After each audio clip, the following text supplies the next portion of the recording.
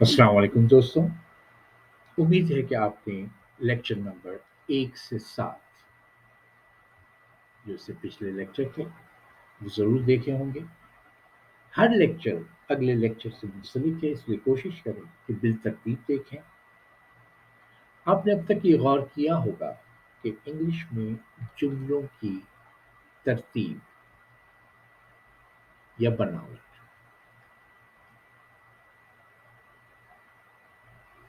English में जब भी हम कोई जुमला बनाते हैं तो तरतीब या बनावट कुछ यूँ होती है। जब हम सिंपल सेंटेंस की बात करते हैं तो हम कहते हैं ये एक बिल्ली है। तो ये जो है ये हमने सब्जेक्ट के तौर पे यूज किया।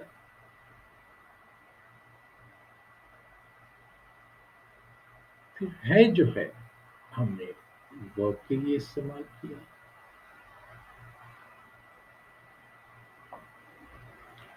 और ये हेल्पिंग वर्ब था हमारा, क्योंकि इसमें कोई काम नहीं है इसलिए हम इसे हेल्पिंग वर्ब कहते हैं।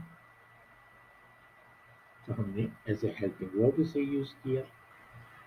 फिर हमने कहा ये बिल्ली जिसके बारे में हो रही थी बात, उसको हमने कहा कि ये ऑब्जेक्ट है।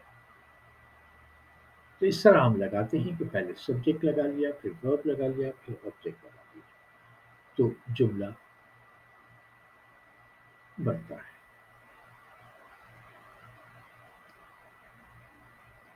अब आते हैं उन सादा जुमलों में जिनमें सब्जेक्ट नहीं होता। अब वो सादा जुमले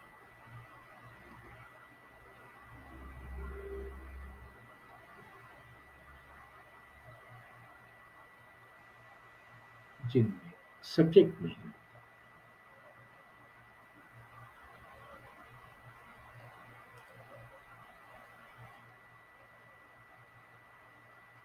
रूल हमें ये कहता है कि सब्जेक्ट लगाएंगे, फिर वर्ब लगाएंगे, फिर ऑब्जेक्ट लगाएंगे। अब ऐसे जुमले जिनमें अगर सब्जेक्ट ना हो तो फिर जुमला कैसे बनेगा?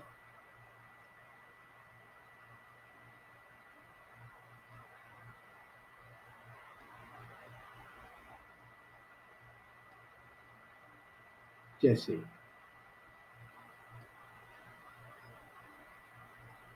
एक मसला है, कोई सब्जेक्ट नजर नहीं आ रहा। जैसे एक बादशाह है।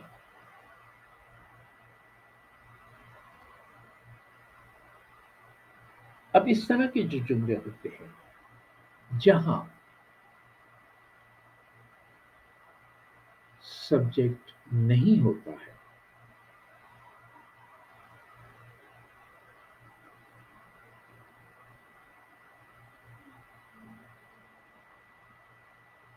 वहां हम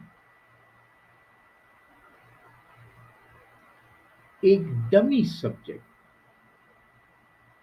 जिसे हम कहते हैं डमी सब्जेक्ट, एक डमी सब्जेक्ट ले आते हैं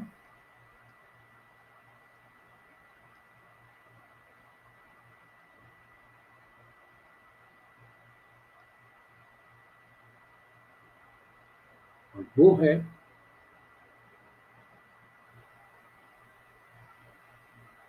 देयर।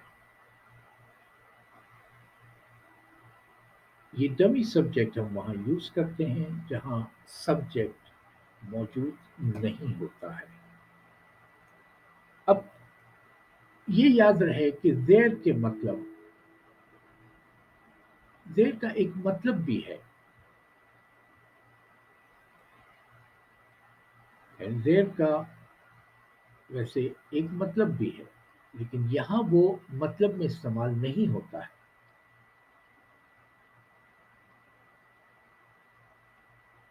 देयर हम वहां को कहते हैं कि वहां, मगर यहां सिर्फ सब्जेक्ट के तौर पे इस्तेमाल करते हैं, मगर यहां हम सिर्फ सब्जेक्ट के तौर पे इस्तेमाल करते हैं।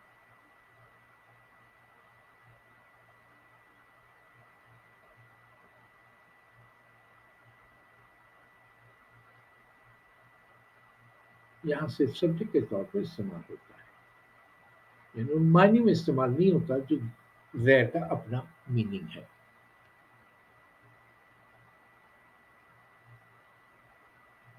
अब देखें जुमला कैसे बनता है।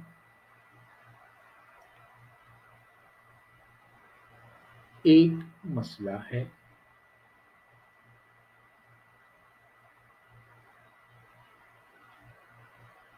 तो हम पहले सब्जेक्ट लाते हैं देयर, फिर हम वर्ब लाते हैं जो हमारे पास हेल्पिंग वर्ब होता है सिंपल सेंटेंसेस में, क्योंकि यहाँ कोई काम नहीं होता है इसलिए मेन वर्ब नहीं होता है। There is a problem, there is a problem, इसका मतलब हुआ एक मसला है। देयर को मतलब इसका नहीं दिया जाएगा, यह एज सब्जेक्ट यूज होता है ताकि जुमले की बनावट हो सके। देयर इज अ प्रॉब्लम, हमने कहा एक बादशाह है,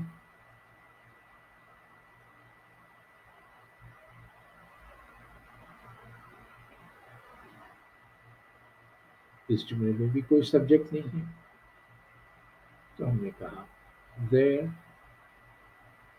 इज अ किंग।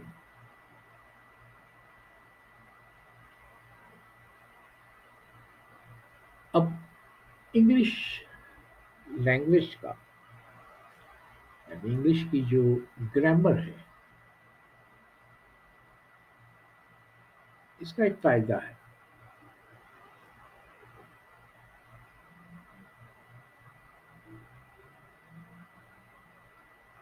ये इसका एक कानून है इंग्लिश ग्रामर का कि हर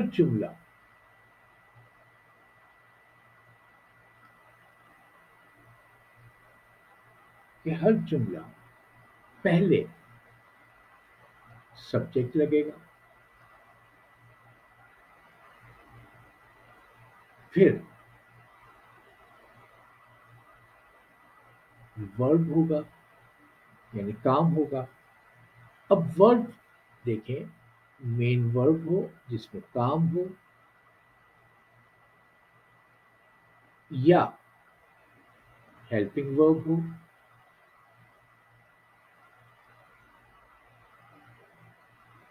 या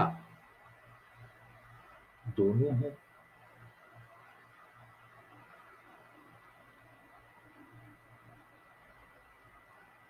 जब दोनों होते हैं तो पहले हेल्पिंग वर्ब आता है, फिर मेन वर्ब आता है। आगे जाके आप देखेंगे ये जुमले, लेकिन दोनों वर्ब, अगर दोनों वर्ब हो तो दोनों आएंगे, एक हो तो एक आएगा।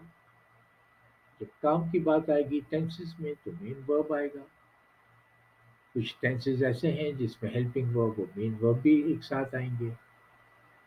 कुछ सिंपल सेंटेंसेस ऐसे हैं जो आजकल हम बना रहे हैं जिसमें सिर्फ हेल्पिंग वर्ब आ रहा है, और फिर हम ऑब्जेक्ट लगाते हैं कि जिसके ज़रिए से जिसकी तरफ काम होता है। तो इसके लिए ये देयर का इस्तेमाल होना ही होना है, जहाँ देखें कि आपके पास कोई सब्जेक्ट नहीं है। अब आप देखें कि मैं कहूँ कमरे में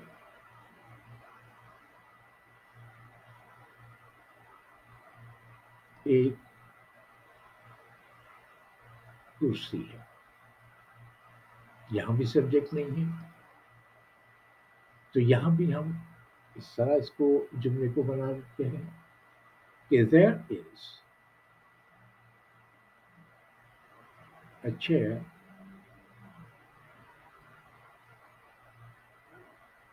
इन द रूम।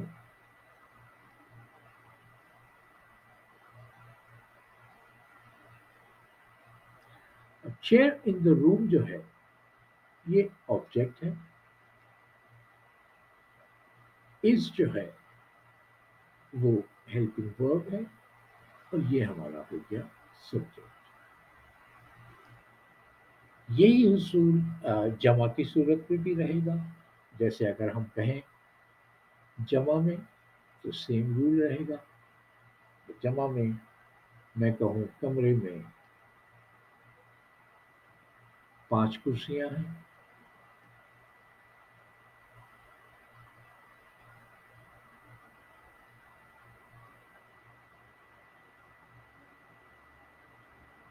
تو ہم کہیں گے دیر. استعمال سبجیکٹ کا وہی رہے گا آر. چونکہ جمع ہے تو are. There are 5 chairs in the room.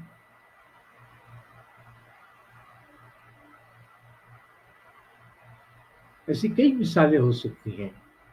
جیسے ہم کہیں کہ 1 سال میں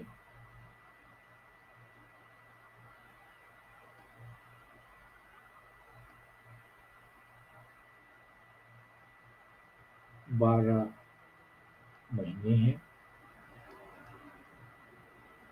اب یہاں بھی کوئی سبجیکٹ نہیں ہے لیکن جمع کا صیغہ ہے تو ہم کہیں گے there are